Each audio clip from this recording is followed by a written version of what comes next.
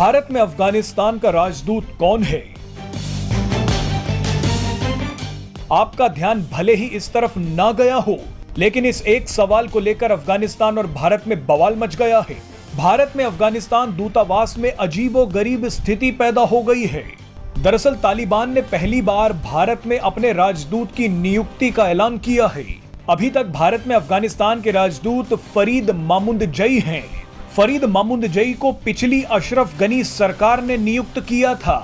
अफगानिस्तान के दूतावास में जो डिप्लोमेटिक स्टाफ काम कर रहा है, उसे भी पिछली सरकार ने ही नियुक्त किया था। लेकिन अब अफगानिस्तान पर राज कर रही तालिबान सरकार चाहती है कि भारत से रिश्ते मजबूत करने के लिए उसे दिल्ली में अपना राजदूत चाहिए, ना कि पिछली सरकार का। लेकिन तालिबान के लिए ऐसा करना काफी मुश्किल था, क्योंकि भारत सरकार ने अभी तक तालिबान की सरकार को मान्यता नहीं दी है। ऐसे में तालिबान भारत में अपने खास आदमी को कैसे राजदूत बना सकता है?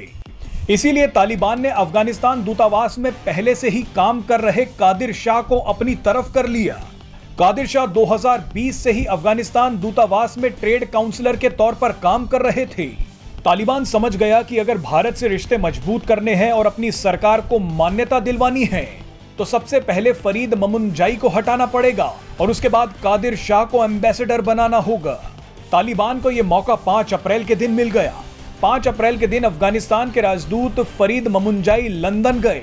तालिबान ने मौके का फायदा उठाते हुए कादिर शाह को अगला राजदूत बनाने का फैसला कर लिया। 28 अप्रैल को कादिर शाह ने भारत सरकार से कहा कि तालिबान सरकार ने मुझे एम्बेसी का हेड बना दिया है।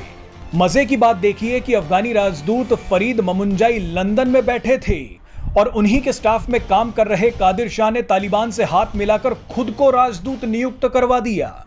अफगानिस्तान दूतावास को जब इस बात की जानकारी लगी कि कादिर शाह ने भारत सरकार को लेटर लिख के कहा है कि वो अगले राजदूत होंगे, तो दूतावास ने तुरंत एक्शन लेते हुए अगले ही दिन 29 अप्रैल को कादिर शाह को डिसमिस कर दिया।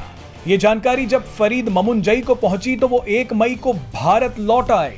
अब तभी से ये लड़ाई चल रही है कि भारत में अफगानिस्तान का राजदूत कौन होगा, जिसे पिछली सरकार ने अपॉइंट किया है या जिसे तालिबान ने चुना है। कादिर शाह को छोड़ दें तो अफगानिस्तान के दूतावास ने तालिबान की बात मानने से मना कर दिया है। अफगानिस्तान दूतावास का कहना है कि जब तालिबान को भारत ने मान्यता ही नहीं दी है, तो वो फैसले कैसे ले सकता है।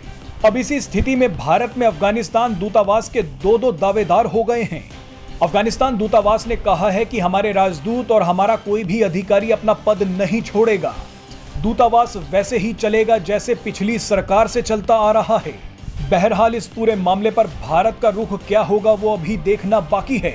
लेकिन ये बात साफ हो गई है कि अफगानिस्तान में तालिबान और तालिबान का विरोध करने वाले दोनों ही भारत से अपने रिश्ते मजबूत करना चाहते हैं।